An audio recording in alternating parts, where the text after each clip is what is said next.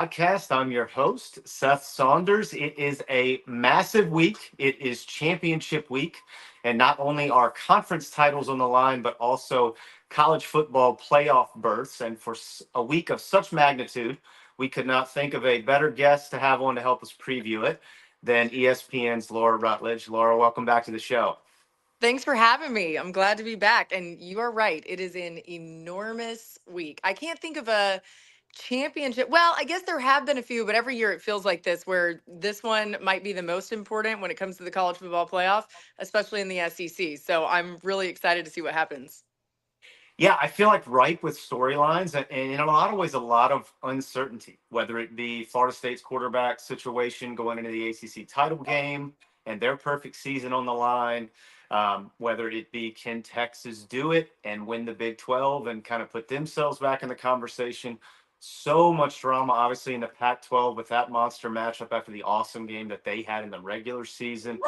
And then look, I mean, you got the two titans of the sport now, Alabama, Georgia, facing off at the Benz in Atlanta. I'll tell you this is week 1B for me amongst my favorites. 1A will always be cocktail party week. I love Georgia, Florida in Jacksonville, neutral field. It's just outstanding. And I feel like you can speak to this better than I can because you've experienced more of them in person. But don't you feel like there's just a certain gravitas to SEC championship game week in Atlanta? I do. It feels like sometimes, and at times it has been the national championship, right? Or at least a college Mhm. football playoff semifinal game, but it feels like a national championship. And I've been in a lot of these big games. I've covered the entirety of the college football playoff for all these years. And there is just something about that SEC championship that feels different. And this is no slight to any other team that's been in the championship because every single year it's been special, but there is something about it being Alabama and Georgia that makes it that much more special.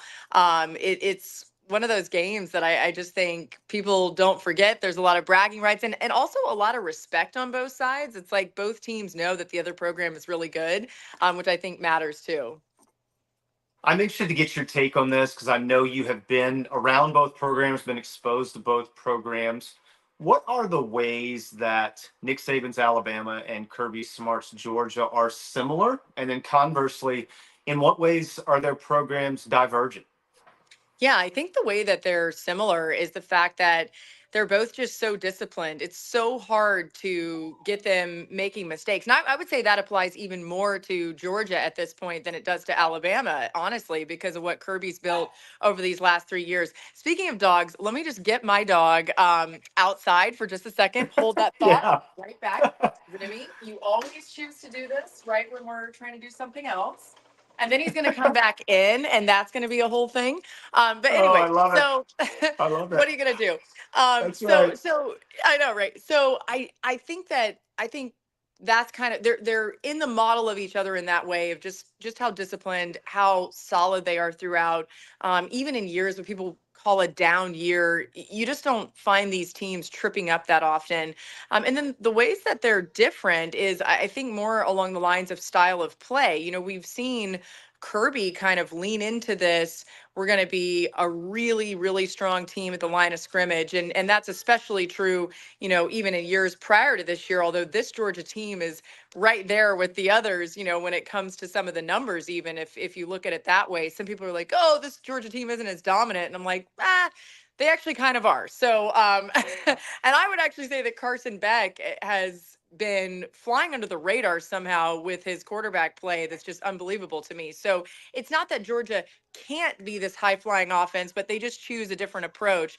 And then for Alabama, I think they're a lot of times still trying to find offensive identity every single year. There's a lot of turnover there, which is just part of the Alabama thing. And so that's where there's some differences because every year it feels like they do have to sort of recreate themselves and reinvent themselves. And it's why I think we see these Alabama teams that become a lot better toward the end of the season than they are at the beginning. I have been extremely compelled by this year's Alabama team for a number of reasons, mainly because one, in a lot of ways, I felt like this was the first real year that people were doubting them and expecting somebody else to go to the dance instead of them. But then Hmm. also just watching Jalen Milroe evolve over the course of the Yes. season. And I thought the Texas game, to be honest with you, you could see it, right? Like you could see what he could be, just so dynamic and so, if you're an opposing defense, so scary to defend. And I Hmm. think it's been fascinating to watch him grow into the type of player that he can be. And I know Kirby spoke this week and said, "Look, man, this kid's like a bigger Lamar Jackson." I mean, Yeah. what a compliment for Jalen Milroe. So I'm really compelled to see that matchup because I think the things they're capable of doing is what Georgia's defense has struggled with, and not And having pop play and having, yeah. true freshmen playing an inside linebacker. I just, how do you see that going? Do you think those are areas that Alabama can and will exploit on Saturday? Well, look, I never doubt Kirby Smart's defensive mind. So he's going to have a lot of things cooked up to try to confuse Milroe. I think that's one of the biggest things is trying to confuse him with different defensive looks and things that are almost disguises for him, where he thinks it's something and then it's actually something else.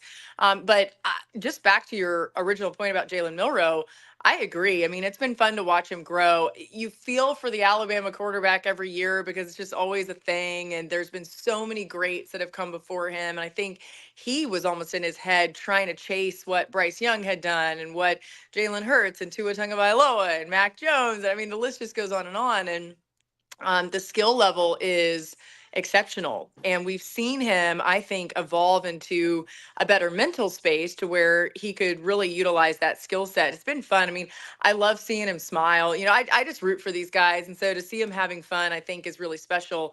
I do think when it comes to an X factor in this game, Milroe's legs and athleticism will be one. It's something that no defense wants to try to deal with. And when they've Mhm. utilized that well, whether it's even just him scrambling and getting creative or even design quarterback runs, I think their offense clicks at a much better pace. So I would look for some of that. And Kirby is going to be ready for that. He's going to be looking for every single sign of that, that they're going to know it's coming. And then it's just a matter of do they execute and stop. And you wish you had Pop out there if you're Georgia, because I just think I think that's where veteran presence really makes a difference because they can Mhm. just spy and they can see some things that maybe some of the younger guys can't. So there will be a lot of coaching on the sideline, I would imagine, too, with just what they're seeing from the defensive perspective.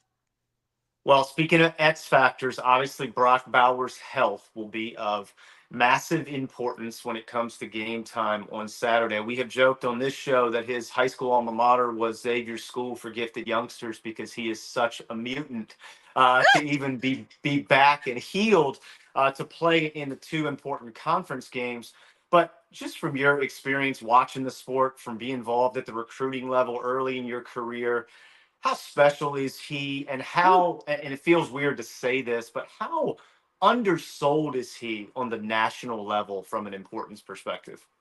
I mean, golly, you wish he had stayed healthy the entire season because had he, I think we would be looking at a guy that might even be in the Heisman conversation. I Hmm. mean, you could argue that when he's healthy and I think we'll see a lot of this down the stretch for Georgia through this playoff run. Fingers crossed. You could That's argue right. that he is somebody that just really is the best player on the field and Hmm. elevates his team to that level. And I just think it's the versatility. I mean, not only is he a guy that no matter what you're throwing at him, he's going to catch it, he's going to create separation, he's going to have yards after the catch, but he can block with the best of them too. I mean, he's like a dream when it comes to just an offensive weapon. I hate to even just call him a tight end because I do think he's even more than that. And I think the other thing that might not be as well known about Brock Bowers that I've been so impressed with is just the work ethic. And I think we've seen that in the comeback from the injury. I mean, a lot of guys have been like, I mean, honestly, people might have hung it up. That's not who he Yeah. is. They might have said, you know what, Yeah. I'm going to get ready for the NFL. I've got great draft prospects, which he does.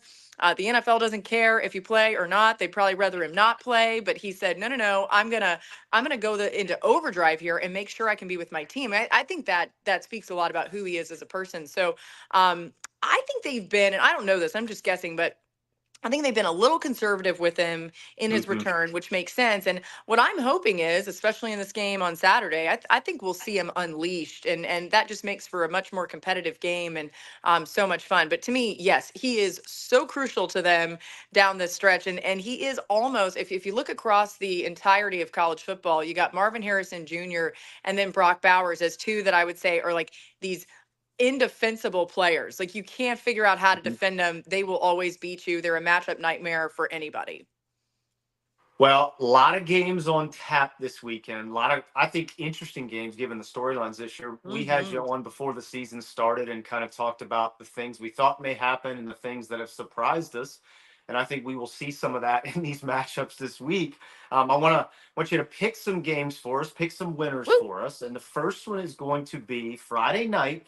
New Mexico State headed to Lynchburg to play Liberty in the Conference USA title game. Jamie Chadwell has the Flames, I mean, playing outside their minds this year after leaving Coastal.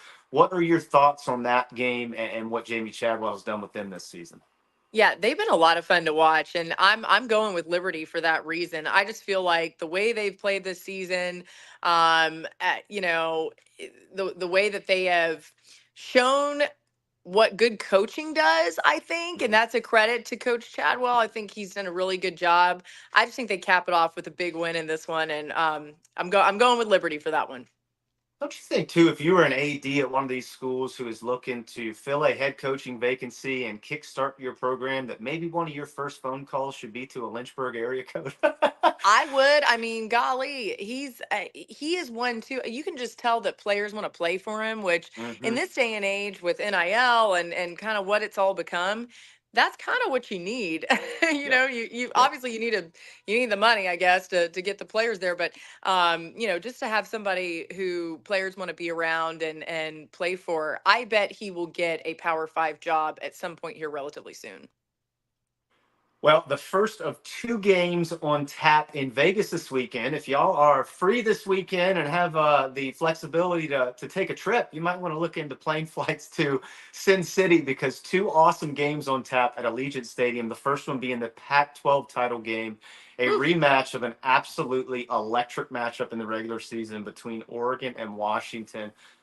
Two really exciting quarterbacks. Two, it seems to me as an outsider, fantastic kids. I am beyond fired up to watch this game on Friday night. How do you feel about this one, Laura, between the Ducks and the Huskies? It was funny because we were obviously at the Iron Bowl this past week, and so many times you just look around and you say, how under the sun did they let Bo Nix leave Auburn? And I'm sure Hmm. Auburn fans are like sick of hearing that, but I think it's more about the progress and the determination out of him. He's a great story in college football and somebody who has benefited from being able to transfer and get a fresh opportunity and great coaching. So I'm going to go with Oregon. I think Oregon wins this one. I think it's going to be another great back and forth, just kind of like what we saw in the regular season, to your point. And I've really enjoyed watching Michael Penix Jr. in this Washington team as well. I just think Oregon's a little bit more of a complete team, and they're going to be an interesting team. I mean, if they win this game, they'll be in the college football playoff. I'm really interested to see kind of how they match up. I think they'll match up a little bit better physically than maybe Washington would if we talk about a Pac-12 representative. So Hmm. I'm kind of hoping they take care of business so we can see Bo Nix in the playoff. Yeah, I got to tell you, if I was a Oregon Ducks supporter, I would feel outstanding about the path that is being charted for my program under Dan Lanning. Yes. I mean, they are they are going to be a problem with I Coach know. And Lanning. people were like, oh, does Dan Lanning, does A&M want Dan Lanning? And I'm sure they did, but good on Dan Lanning. He's like, no, I'm building something here. I'm going to stay at Oregon. And yeah, he's a rock star coach. So it's going to be a lot of fun to see what they do in the future too. Well, another former SEC assistant with a monster game on Saturday. Big 12 title game in Arlington at AT&T Stadium. Oklahoma State, the Pokes facing off against Hook'em. Steve Sarkisian, Quinn Ewers and the boys. Uh, Big game. And Oklahoma State has been, in some ways, an enigma this year. Really interesting Yeah. team. And then Texas is, shall we say it, almost all the way back. How do you feel about Almost. this one? Oh man, I know. If Oklahoma State was like maybe a stronger opponent, you would say if they win this game, they're back. No, if they win in the playoff, maybe they're back. But if you're an SEC team, as in a Georgia or an Alabama fan, you might root for Oklahoma State in this one because Hmm. it would make things a little bit simpler if something crazy happens in that SEC championship game. But Yeah. anyway, that aside, I think Texas wins. I'd like to be crazy and pick like a really fun upset here and say that Oklahoma State shocks the world. That'd be cool if it happened. That's my SEC bias showing. But I really do think that what Texas has done, what Sark's done this year with them, has been impressive. Now, they haven't been the team that we saw week 2 that beat Alabama. Hmm. I think you've seen them come down to earth a little bit. And so for me, it's another chance for them to kind of finish strong and show that maybe they're like somewhere in the middle between those two versions of their team. Alabama's gotten a lot better too, but this is kind of a chance for all the people that are like, oh, Texas isn't as good as we thought they were and all that. All right, well, if they win the Big 12 championship, they're in the playoff, and then they've Yeah. got a chance to match up with one of these top 4 teams and really prove something. Okay, next one on the docket, MAC championship at Ford Field. Another rematch of a regular season game that was fantastic. Miami of Ohio going to play Toledo. Toledo's offense. If y'all are listening to this and you have not watched them play this year, tune in. Toledo is an exciting Yes. group. Who do you like in this one, Mark? I like Toledo, and you spoke the words I was thinking. Like, they have been so much fun to watch. It's Mm-hmm. to me, I guess, I do like defense. It's not that I rip against defense, but I think these fun offenses are just a blast. And what they've done so far this season, I think they have a chance to really kind of put on a nice show. This was a back and forth matchup earlier in the season, but I actually think Toledo might end up winning by a whole lot more than some people expect, and then maybe Vegas tells us. So I'm going with Toledo, and I'm locking it in. Yeah, I love that pick. I love that pick. Well, look, speaking of exciting offenses, there is certainly one in the Mountain West title game, another game Mm. at Allegiant Stadium, this one on Saturday. Boise State going to play one of the surprises of college football this year, the running Rebs of UNLV. Barry Odom has reinvigorated that program in another bite at the head coach and apple for him. And Brennan Marion and that go-go offense are super fun to watch. Even heard his name floated with Notre Dame this week, although Marcus Freeman shot that down really quick. But Yeah. still, love the concepts they use, love what they've been doing there. How do you feel about this one? Yeah, I'm actually going to go with Barry Odom in this one in UNLV. I really have enjoyed seeing him kind of refurbish his coaching career as a head coach, and I think this is going to be a really fun game. I do think ultimately, you know, eh, we're going to see UNLV get the win. I wanted to. It's funny, like there's so many different ways you can look at this one, so I'm a little bit torn. But I'm going to stick with what I originally thought. I'm going to go with my gut. I'm going to go with UNLV. I wanted to switch to BYU, but I'm not going to do it. I'm going to stick with UNLV, and we're going to stay there. I I'm going to think talk it's such a myself out of my pick there. commentary. Yeah, oh, I love that pick. We have been on UNLV all year, so we are very much They're in on that great. pick. Yeah, I find Boise State so interesting because I think it speaks to the standard they have for their program that a Yeah. conference championship appearance not good enough because the standard not being met. They are obviously looking for a new head coach as well. Yeah, what so Mountain Having West done fascinating. some games there, they take that program very, very seriously, and Mhm. as they should. It's a great storied program. It's kind of like iconic in college football. So, Mhm. um, hey, for them, I guess you hope they do pull out a win. But I'm picking against them. Yeah, I like it. Well, we like the run reps too, so we're good on that. All right, this is another one we love. SMU and Tulane playing in the American Athletic Title game in Nolens. Tulane has had another outstanding year. Got into the title game with a Mm, essentially a semifinal game last week against UTSA. SMU is super interesting to me. They just re-upped Rhett Ashley. They are going to yeah. make their entrance into the ACC. I thought the way they made that entrance, saying, "Hey, we don't even need the media rights. We're going to make it work." SMU is one of these kind of, I think, like bubbling volcanoes in a lot of ways, and college football needs to watch out for what that program can become. But how do you feel about this one on Saturday? Yeah, this was a tough pick for me because I'm like you. I enjoy what SMU's done. I kind of like how they're just like, whatever. Like, no matter what happens, we're gonna roll with it. We're gonna be good to go. And they've proven that time and time again. But I've enjoyed Tulane this whole season, and even going back to their game against Ole Miss a little bit earlier in the season, where they had the sold out crowd and it was a top 25 matchup and all that. I just want them. Maybe it's like a sentimental pick, but I want them to win this game. So I'm going with the Green Wave for this one. Yeah, I think Tulane's a fantastic pick. Great quarterback, great coach, and home field advantage, which never hurts in a Yeah. game like this. So If they weren't dealing with quarterback injuries against Ole Miss, you wonder hmm what could have happened. I mean, Ole Miss kind of broke away later in that game, but anyway, so yeah, good way to finish the season if they get this win. All right, the Fun Belt Championship getting played in Troy, Alabama on Saturday. App State heading to Troy. I do want to put a small asterisk like beside this for my boy who is a JMU alum that the Dukes had to exit the chat, but it looks like they're going to get to go bowling, which is good. The bowl gods have looked down on them and smiled, so that's a good thing. But how do you feel about the Sun Belt, the winner on Saturday?